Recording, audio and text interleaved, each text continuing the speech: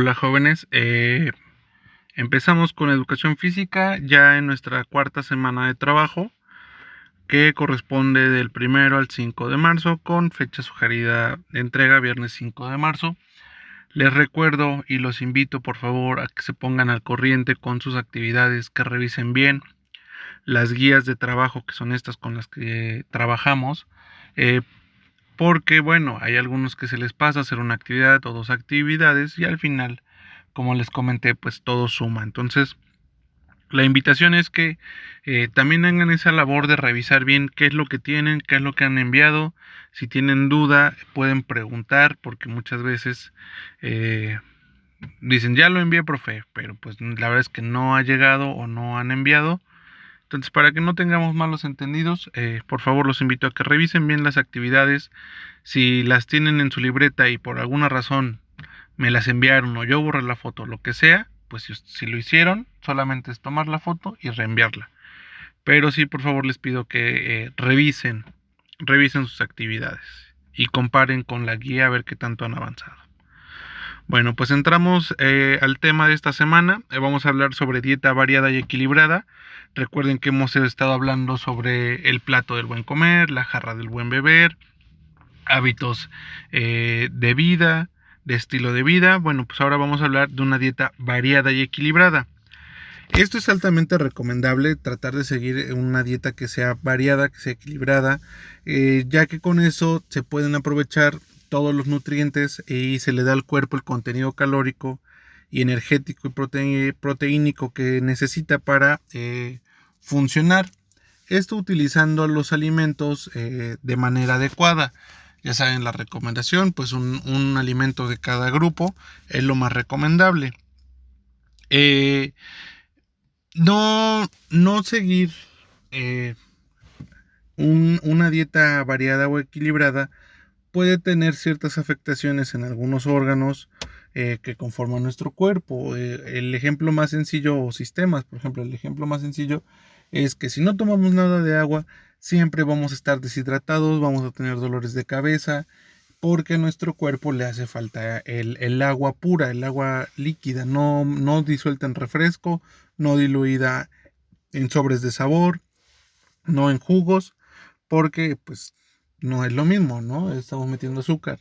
Necesitamos agua, ¿sale? Entonces, de una dieta equilibrada y variada depende el adecuado desarrollo de nuestros músculos, de nuestro esqueleto, para que alcancen de forma progresiva las capacidades físicas, condicionales y coordinativas como la fuerza, resistencia, flexibilidad, velocidad, el equilibrio, la coordinación y la sincronización. Todos estos elementos forman parte del entrenamiento deportivo y en sí conforman parte del quehacer diario del deportista en su búsqueda de objetivos y hábitos de salud deseables, alcanzables y potenciales.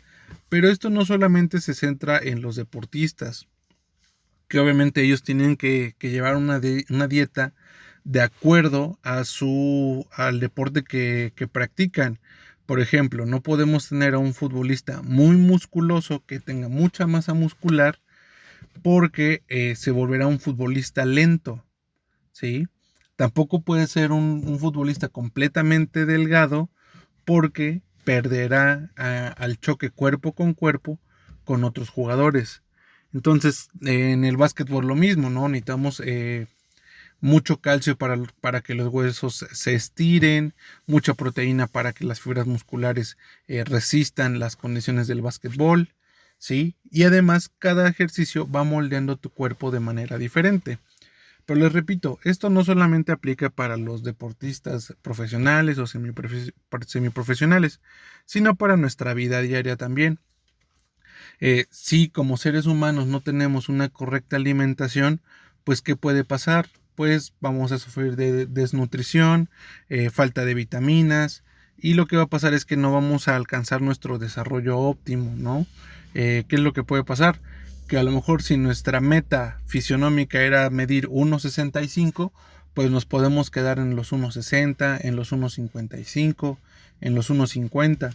Si es que nuestros padres pues genéticamente son altos y nos quedamos cortos, pues quiere decir que no tuvimos una correcta alimentación.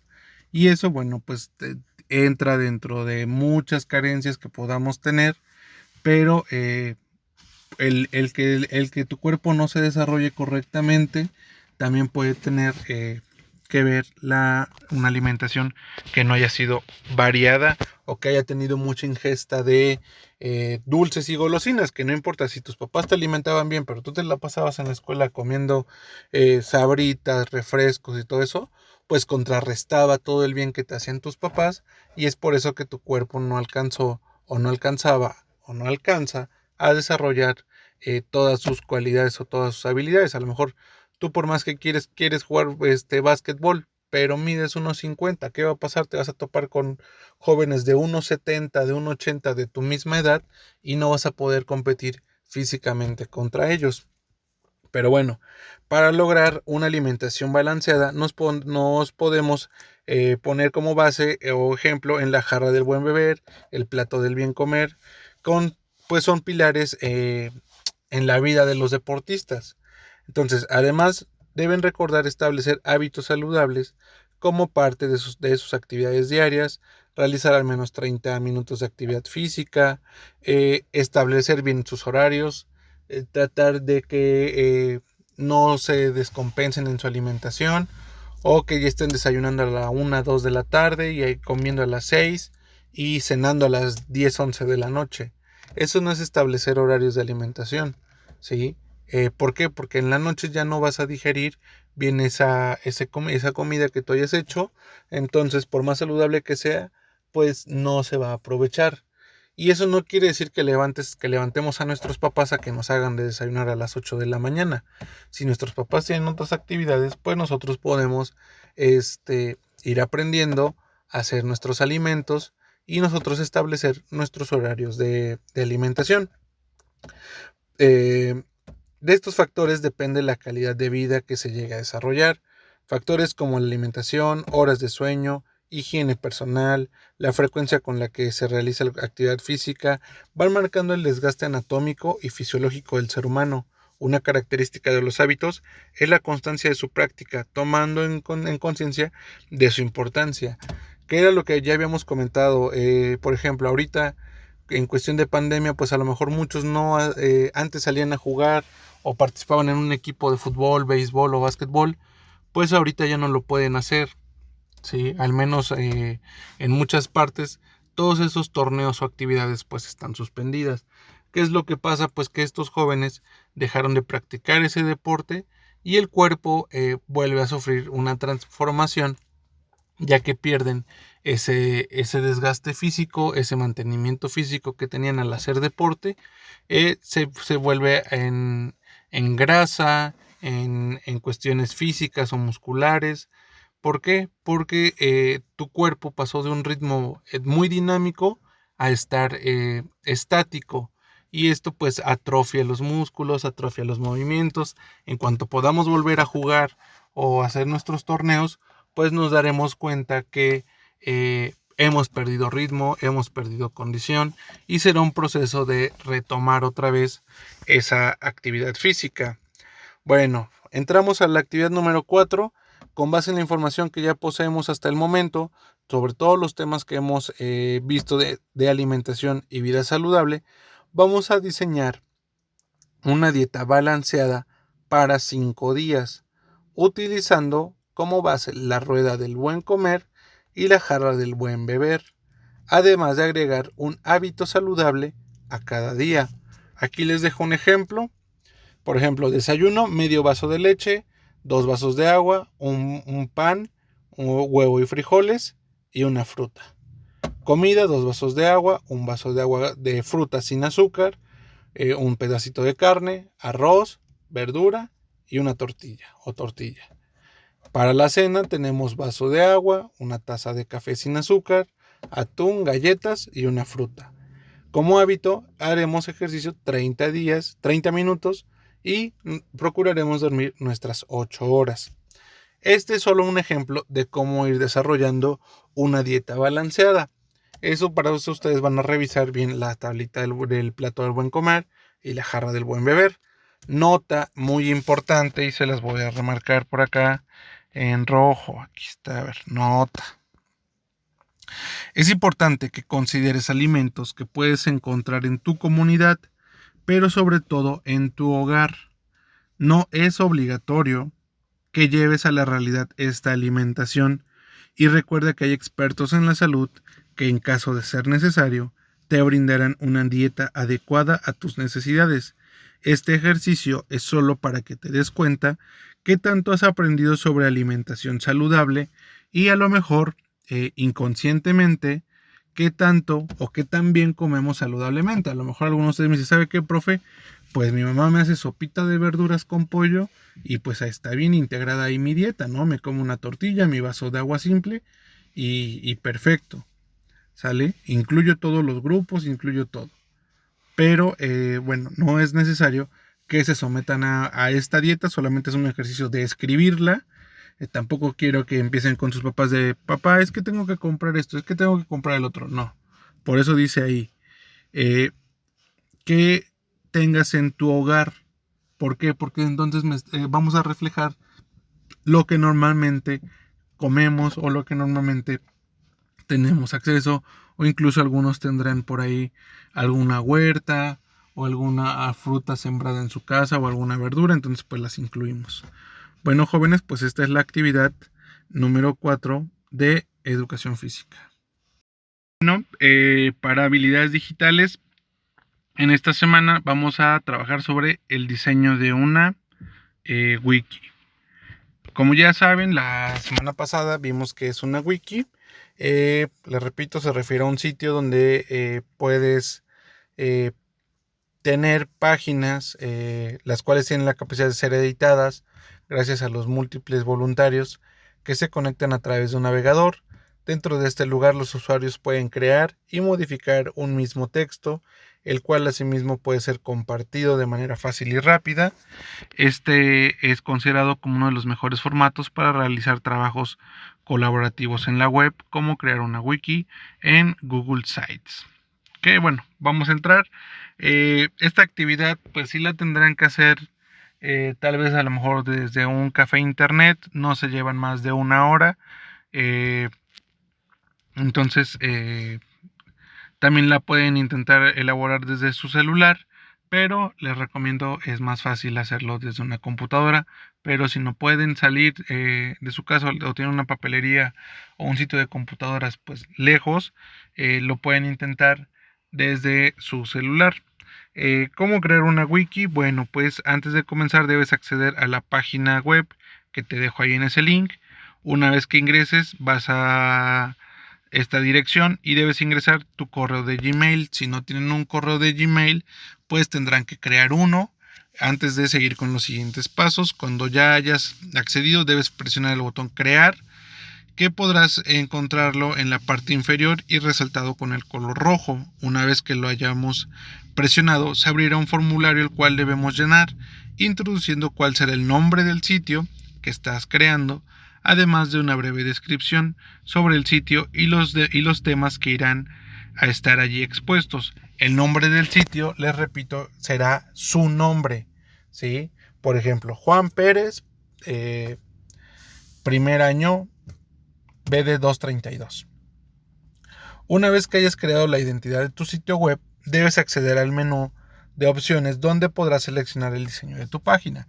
Ahí se los dejo a su criterio.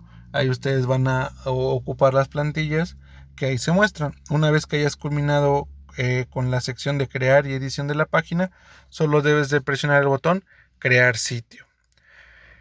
Ahora, para agregar contenidos a tu página, Google Sites te facilitará una página especial, la cual se denomina como página principal. Esta es la página donde nos apoyaremos para la creación y adición de nuestro nuevo contenido. Para agregar dichos archivos, solo debemos hacer lo siguiente. Comienza ubicándote en la parte superior derecha del menú de la página. Allí podrás encontrar 3 botones esenciales para construir nuestra página web. Estos son uno con forma de lápiz, otro con forma de página y por último un botón más de más. El lápiz es la herramienta principal con la cual podrás modificar la página web. La siguiente será la que usarás para crear una página nueva, y el botón de más podrás encontrar todas aquellas configuraciones necesarias para adaptar tu página a lo que tienes en mente.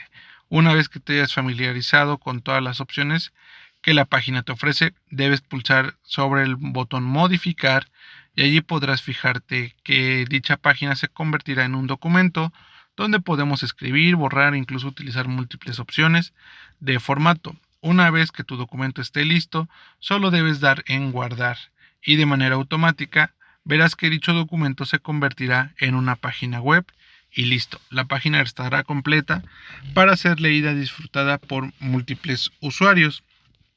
¿Cuál va a ser nuestra actividad número 4?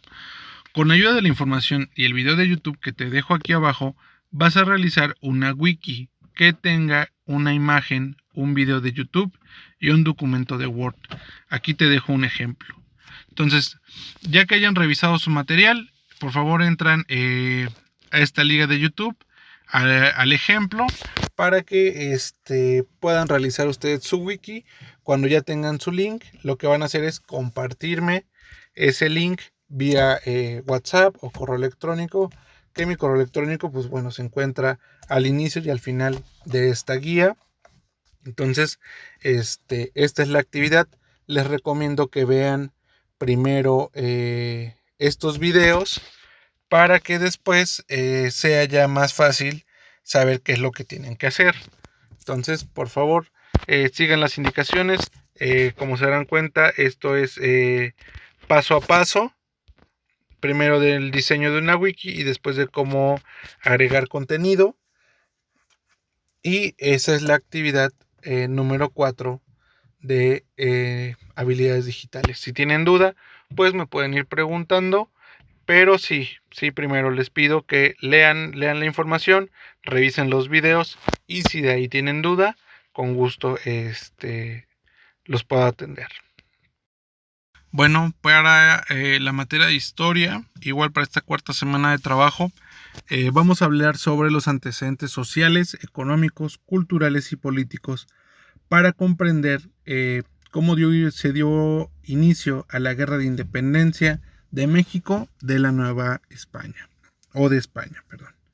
En el último periodo de la época de los territorios de la Nueva España, prosperaban y tenían un crecimiento económico importante. La Ciudad de México, capital del virreinato, y Puebla tenían un crecimiento de población acelerado, así como también crecían los estados del Bajío como Guanajuato, Michoacán, Querétaro, ciudades coloniales que siguen siendo importantes al día de hoy. Hacia el norte estaban Guadalajara, Zacatecas y Chihuahua, por ser mineras, al igual que Guanajuato.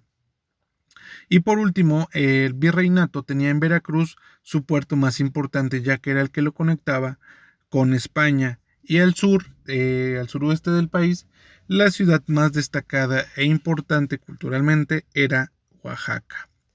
Hablemos primero de los antecedentes sociales.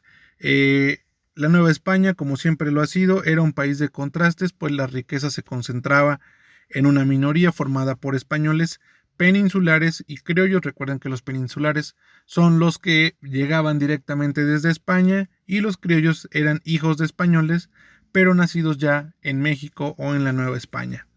Mientras que la mayoría de los indígenas, negros, mulatos, mestizos y demás castas, vivían en la pobreza y marginación social, trabajando como jornaleros en las haciendas y minas, explotados, siendo sirvientes, sin oportunidades de ascender en la escala social, sin derechos y cargando con el sistema económico en su espalda.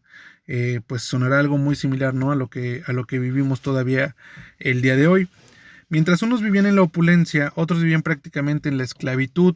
Aunque en México la esclavitud nunca fue reconocida como tal, como en Estados Unidos, que sí había el sistema de esclavos, sí había haciendas o minas que sí trataban a las personas pues como tal, ¿no?, como esclavos. La organización social resultaba aún más compleja, pues dentro del grupo de los españoles también había fuertes diferencias entre los peninsulares y los criollos, ya que los peninsulares ocupaban los cargos políticos y militares más importantes, y los criollos a quienes les dejaban los de menor relevancia, lo que generaba malestares y conflictos en los criollos que, a pesar de esta situación, pues poseían sí minas y riquezas considerables. Entonces, básicamente el problema era que los españoles se peleaban entre los españoles por a ver quién tenía más dinero, pero se lo quedaban los españoles que venían directamente de España, y bueno, pues todos los demás vivían prácticamente en la esclavitud.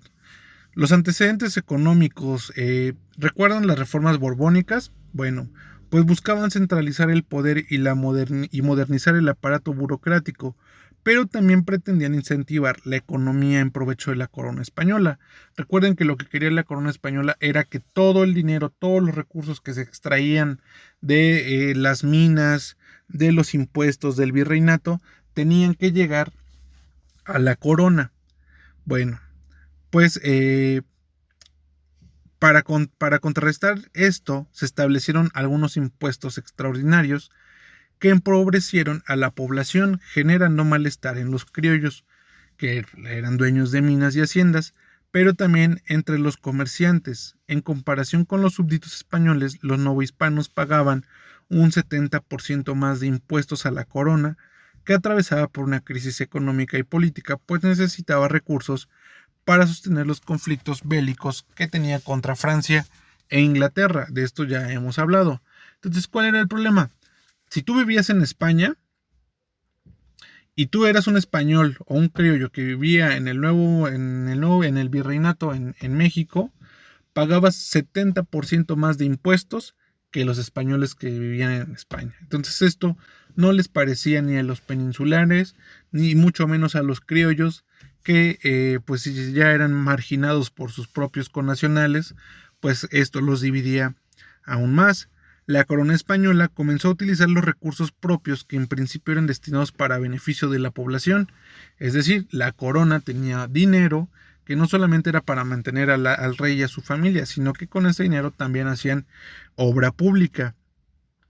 Y este dinero pues surgía del pago de los impuestos y era destinado para las ciudades, villas y los pueblos indígenas de todo su territorio conquistado. Este dinero fue ocupado por la corona para solventar las deudas que tenía de mantener a sus ejércitos.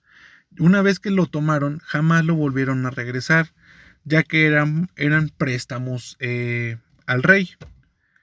La consecuencia fue el abandono de las ciudades, villas y pueblos, y en general se empobreció estos espacios. Es decir, ese dinero que estaba destinado para a lo mejor a pavimentar calles o adoquinar o a empedrar calles, que era lo que se hacía en ese momento, construir plazas o iglesias, lo que hicieron fue el rey se lo gastó en sus conflictos de guerra y ya no lo regresó, dejando y evitando que esas comunidades a las que estaba destinados pues no se desarrollaran.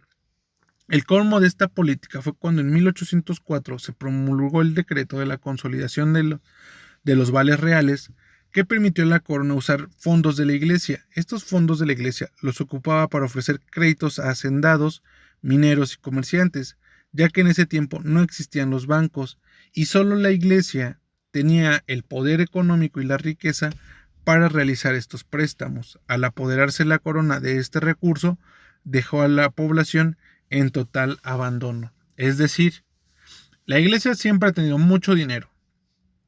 ¿Qué es lo que pasaba? Como no había bancos, si tú eras un minero o un comerciante o un hacendado y necesitabas dinero para tus cosechas, para la mina o para comprar tus productos, lo que hacías era le pedías prestado dinero a la iglesia te prestaba y cuando tú tuvieras tu cosecha o tu producción, se lo pagabas. ¿Qué es lo que hizo el rey? Pues se apoderó también de esos recursos de la iglesia y entonces la iglesia ya no tuvo para prestarle a los mineros, a los comerciantes, a los hacendados, y esto provocaba aún más riqueza entre la comunidad. Ahora vamos con los antecedentes políticos, y de estos también ya hemos hablado. Los factores políticos que detonaron la guerra de independencia pueden resultar complejos, pues puede considerarse que una de las ideas más importantes que se difundió en el siglo XVIII fue la Ilustración, que principalmente situaba la razón como ente que explicaba el funcionamiento del mundo sobre las creencias de las iglesias, dejando a un lado las ideas centralistas de la iglesia. Esto trajo nuevas formas de pensar y unas de ellas eran como que se debía concebir al gobierno, proponían dejar las monarquías y pasar a una división de poderes ejecutivo, legislativo y judicial. Obviamente, pues esto a los reyes no les parecía. Esta influencia de la Ilustración impactó en la segunda mitad del siglo XVIII.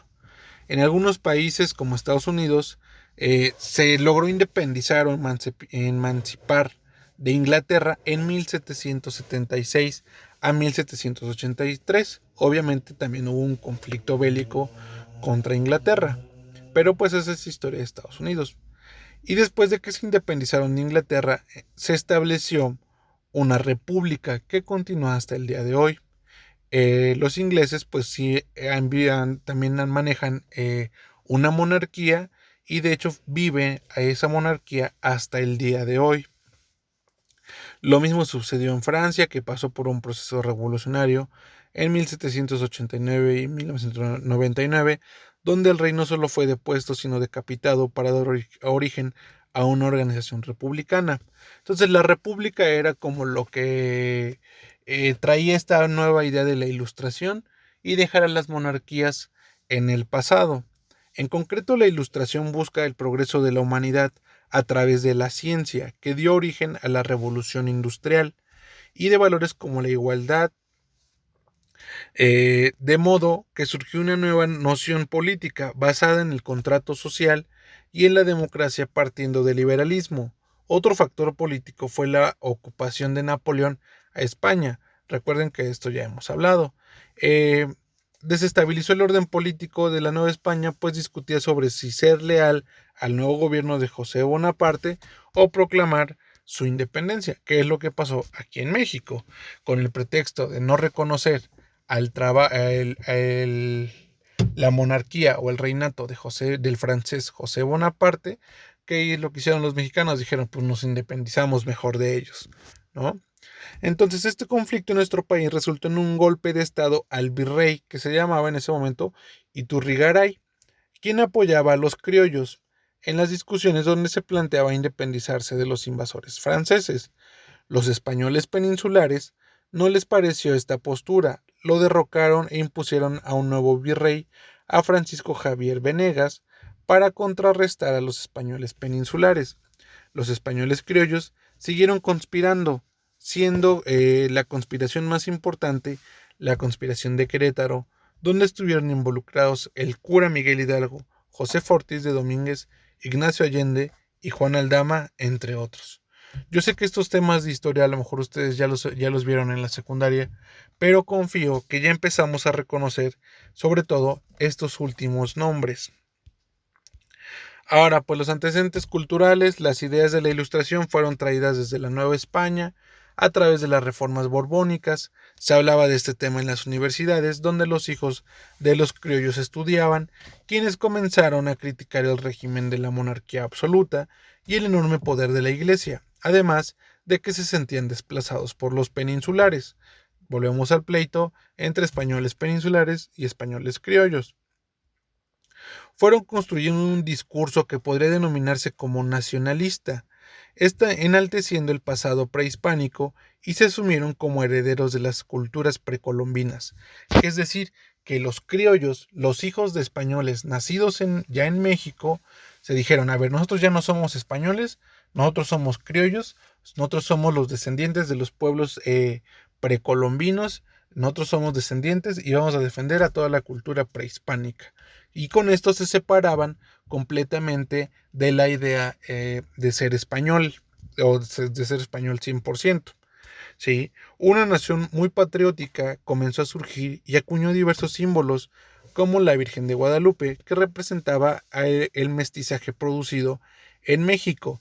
¿Por qué? Porque pues es una virgen que representaba por un lado la religión católica, pero por otro era una virgen con rasgos indígenas. Entonces era en ese momento un símbolo muy importante y que sigue siendo importante al día de hoy. Esta representación de la Virgen de Guadalupe sirvió para repensar una identidad nacional concreta. No es de sorprender que el cura Miguel Hidalgo usara una imagen de la Virgen como estandarte, logrando que la gente se identificara con ella. Además, desde el virreinato se aseguraba que tenía los recursos para garantizar la estabilidad de los habitantes de la Nueva España. Fue así que la idea de la emancipación cobró fuerza desde el terreno cultural y de la ideología.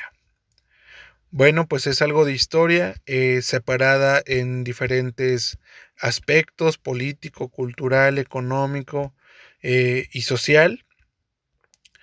Y ahora, bueno, pues entramos a la actividad número 4. Vamos a hacer un análisis del tema de que hablamos y van a llenar el siguiente cuadro: características de la Nueva España, de la independencia de la Nueva España, causas. Vamos a identificar cuáles son las principales causas en la esfera económica, política, social y cultural, y cuáles fueron las consecuencias. Argumentos, cuáles fueron los argumentos que tuvieron los criollos para independizarse. Bueno, pues llenando esta tablita en su libreta, cumpliremos con la actividad número 4 de la materia de historia. Bueno, jóvenes, para la semana número 4 de lenguaje y comunicación, seguimos viendo vicios del lenguaje. Cómo se darán cuenta, hablar bien, expresarnos de la manera correcta, darnos a entender, pues tiene su chiste. Se darán cuenta, o espero que se hayan ido dando cuenta ya, de que todos, y me incluyo, tenemos vicios del lenguaje, tenemos muchas cosas por las cuales mejorar. Sí, les hago también una invitación, aprovechando, a que revisen su ortografía. Sí, no podemos escribir hábito sin H. Yo sé que también tengo errores, ¿no? Hay algunos errores de dedo, pero sí tenemos que primero reconocerlos y después irlos tratando de evitar, irlos de ir corrigiendo, ¿sale? Pues estamos aquí para aprender. En esta ocasión vamos a hablar sobre varios otros tipos de vicios.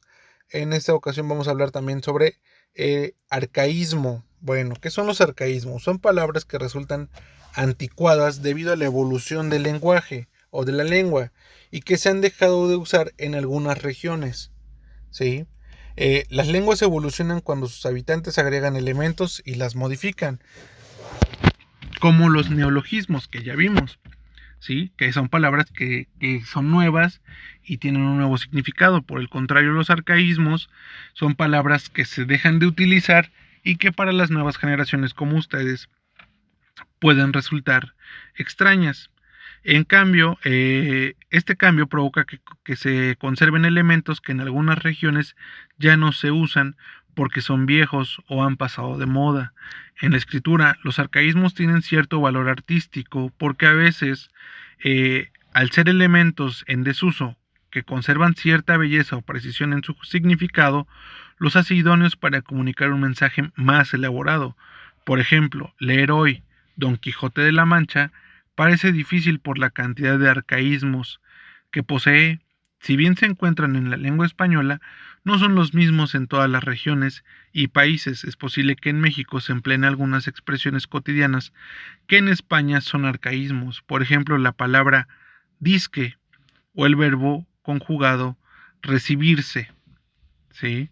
Recuerden que el ejemplo que mencionamos del Don Quijote de la Mancha fue escrito hace mucho tiempo y las palabras que se utilizan, pues algunas tal vez no las conozcamos o no las entendamos. Lo anterior quiere decir que no se puede hacer una lista de arcaísmos que sea válida para toda la lengua española, porque los contextos y los usos son diversos en el mundo de habla hispana. ¿Sí? Tal vez nuestros abuelitos usaban o usan una palabra a la que nosotros no le encontremos sentido o significado, o nos resulta extraña porque no la conocemos. Pero si le preguntamos, te van a decir: es que eso así lo decían antes. ¿Sí? Ese sería un arcaísmo. Y como dice aquí el ejemplo, hacer una lista de arcaísmos es compleja porque a lo mejor en su comunidad hay palabras que se siguen utilizando que en mi comunidad se han dejado de utilizar hace 30, 40 o 50 años o viceversa. Entonces, ahí es un poco complicado definir cuáles podrían ser unos arcaísmos. Ahora vamos con la hipercorrección. Se llama hipercorrección a la deformación de una palabra bajo la creencia de que se obtiene una variante más culta. A ver, el tema de los vicios del lenguaje no es querernos hacer los inteligentes o los bien hablados, no. Se trata, el tema de ver vicios del lenguaje, se trata de expresarnos de manera correcta, de la manera más apropiada, pero siempre dándonos a entender sin sonar exagerados. Por ejemplo, la hipercorrección es, en nuestro desconocimiento, querer corregir una palabra y dejarla todavía peor. Por ejemplo, aeropuerto es la palabra correcta. Pero hay personas que dicen aeropuerto, ¿sí? Agregándole una E después de una R. Comúnmente la gente dice aeropuerto porque se le dificulta su pronunciación o porque no sabe cuál es la forma correcta, por lo que surgen también deformaciones y se crean palabras nuevas e incorrectas como aeropuerto. La hipercorrección se deriva del afán por hablar correctamente y se refleja en tratar de remediar errores donde no los hay. Por lo tanto, se recomienda consultar un diccionario si no se tiene la seguridad de cómo se dice o escribe una palabra. Ejemplo: impreso, imprimido; traslado, traslado; criatura, creatura. ¿Sí? Entonces, a veces son palabras con las que hemos crecido como muchas otras y creemos que así se dicen de manera correcta, ¿no? Y lo que les he comentado varias veces durante estos temas, cuando te mueves de tu comunidad a otro lugar o conoces a otras personas de otra comunidad y chocas porque ellos dicen la misma palabra que tú de diferente manera, bueno, pues puedes caer en un conflicto de quién la está diciendo bien, ¿no? Él o yo. Entonces ya buscas un diccionario y ahí sales tú de esa duda. Ahora es muy fácil que desde tu teléfono pones la palabra y te sale cuál es la pronunciación correcta. Vamos a entrar ahora con los metaplasmos. Aunque suena cuestiones de medicina, estas palabras se originan en la lengua oral, es decir, en la lengua hablada. Son errores en la pronunciación, resultando de añadir, cambiar o eliminar sonidos a una palabra que en realidad no los necesita. Por ejemplo, los refrescos eran de a gratis. ¿Sí? Esta frase puede ser muy común. ¿Sí? Los refrescos eran de a gratis. Cuando la manera correcta es los refrescos eran gratis. Cuando las personas dicen los refrescos eran de a gratis, están agregando elementos que no son necesarios. ¿Sí? El de ya lo vimos en el dequeísmo y en el adequeísmo, que fueron temas de hace una semana o 2 semanas. ¿Sale? Pero bueno, aquí vemos estos ejemplos en los metaplasmos. Cabe mencionar que estos pueden manifestarse a partir de distintos tipos de incorrecciones, las cuales se revisarán a continuación. Epéntesis. ¿Qué quiere decir esta palabra? Que es la adición de un sonido a una palabra, en una palabra, perdón. Cuando decimos ya díceselo, ¿sí? Cuando lo correcto es decir ya díselo. En el ejemplo número 2, el error es tiene los ojos cafeces, agregando la E y la S al final. Cuando lo correcto es decir tiene los ojos cafés, ¿sí? Porque estamos hablando en plural de los ojos. Ahora, los metaplasmos por adición de sonidos también pueden presentarse al agregar una palabra o una preposición en una oración. Ejemplo: vamos a por la pizza.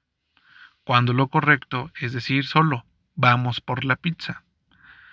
Prótesis: adición de sonidos al inicio de la palabra. Ejemplo: llegué en denantes. Cuando lo correcto es decir llegué antes. Sí, aquí estamos agregando el enden. Otro ejemplo es completa el ejercicio. lo correcto es completa el ejercicio. Parágrafo G. Consiste en cambiar un sonido por otro, tal vez porque el hablante piensa que es lo correcto. Ejemplo, me estaba copiando, cuando lo correcto es decir, me estaba copiando, con I. Otro es, el resultado puede variar, cuando lo correcto es decir, el resultado puede variar. Aféresis son metaplasmos por eliminación o supresión de sonidos al inicio de una palabra. La supresión de sonidos se debe a la economía del lenguaje, la cual busca comunicar el mismo mensaje con la menor cantidad de letras o palabras posibles. Sin embargo, lo recomendable es buscar palabras más eficientes. Ejemplo: mano, pásame la sal. Cuando lo que se quiere decir es hermano, pásame la sal. ¿Sí? Aquí es cuando hacemos la referencia a algo, pero con menos palabras. ¿Sí? En lugar de decir pásame el balón de fútbol, a veces decimos pásame la bola. ¿Sí? Es un ejemplo. Recuerden que los metaplasmos son vicios del lenguaje, pero solamente de manera oral, aunque muchos llevamos nuestras pronunciaciones orales a lo escrito. Entonces, si corregimos las cuestiones orales, vamos a corregir también nuestra escritura. Ahora vamos a entrar con apócope. Estos son fenómenos que se da cuando se elimina un sonido al final de una palabra. Por ejemplo, apaga la compu antes de irte, cuando lo correcto es apaga la computadora antes de irte. O apaga la tele, ¿sí? Apaga la televisión, apaga el televisor. Aunque estos vicios no modifican el mensaje que se quiere emitir, sí se debe tener cuidado de su uso. En un ámbito formal como el trabajo o la escuela, se debe evitar caer en estos errores. En un entorno más relajado como la familia o amigos, no es muy necesario cuidar estos detalles, pero sí debemos empezar a cuidarlos y tratar de evitarlos. Como les digo, a veces tenemos palabras con las que hemos crecido y es muy difícil cambiarlas o dejar de pronunciarlas. Ahora vamos a entrar en el vulgarismo. Y antes de que lo piensen, los vulgarismos no son precisamente groserías. El término vulgarismo hace referencia a expresiones que no están aceptadas por las instituciones que regulan nuestra lengua, como la RAE, la Real Academia Española. Los vulgarismos se emplean en la lengua vulgar, la cual incorpora expresiones coloquiales que varían según los grupos sociales que las hablan y su posición geográfica. Por ejemplo, estos entran en la jerga, en el argot, en los modismos, etc. Los vulgarismos pueden ser expresiones que modifican la morfología, que es la forma, sintaxis, que es el uso y la relación con otras palabras, la fonética, que es el sonido de la palabra, o semántica, que es el significado que le das tú a una palabra. Tipos de vulgarismo. Está el léxico semántico. Se presenta cuando se confunde el significado de una palabra por otra, cuando se usan demasiadas groserías durante las conversaciones y cuando se presentan muletillas. Por ejemplo, significado. Hoy es el día de concretación de nuestros estudios, cuando lo correcto es hoy es el día de concreción de nuestros estudios. Muletillas. O sea, le dije que no podía llegar a tiempo y él, o sea, se molestó. La muletilla es el uso repetitivo de una palabra. Yo se les he comentado, mi muletilla que yo he generado con ustedes a la hora de hacer estos videos es llamarlos constantemente jóvenes, ¿sí? Cuando yo puedo buscar un significado como chicos o oigan o a referirme a ustedes con otra palabra, pero la palabra jóvenes es una palabra que yo repito mucho y esa podría ser una muletilla de mi parte. Fónicos. Modifican los sonidos al agregar, cambiar o suprimir letras y sílabas en una palabra. Este fenómeno es similar a lo que ocurre en los metaplasmas. Ejemplo, ojalá haya boletos para el estreno. El haya es muy común, pero lo correcto es decir, ojalá haya boletos para el estreno. Morfológicos. Son errores en la escritura de una palabra. En esta categoría se incluyen las hipercorrecciones, que los acabamos de ver. Por ejemplo, tradució lo escribido por sus primos de Estados Unidos. Lo correcto sería decir, tradujo lo escrito por sus primos de Estados Unidos. Sintácticos. Las palabras se convierten en vulgarismos porque se aplican en momentos en los que su uso no es el adecuado. Ejemplo, el Pepe se remitió a escuchar. Remitió no es el significado o no es la palabra con el significado que se busca en esta frase. Cuando lo correcto sería decir, Pepe se limitó a escuchar. ¿Qué quiere decir con se limitó? Él no hizo una acción diferente, no intentó hacer algo diferente, solo se limitó a escuchar. Ahora, en la actividad número 5 tenemos lo siguiente. Van a identificar la hipercorrección en los siguientes ejemplos y explica por qué pudo cometerse ese error y corrígelo de acuerdo a lo que hemos estado hablando. Vamos a leer. El hijo de Luisa resultó tener una gran afición por la música. Procura expandir tus horizontes culturales. Los estudiantes tuvieron una desaveniencia, pero está todo resuelto ya. No olvides revisar la sujeción de esos empaques. Entonces aquí tenemos 1, 2, 3,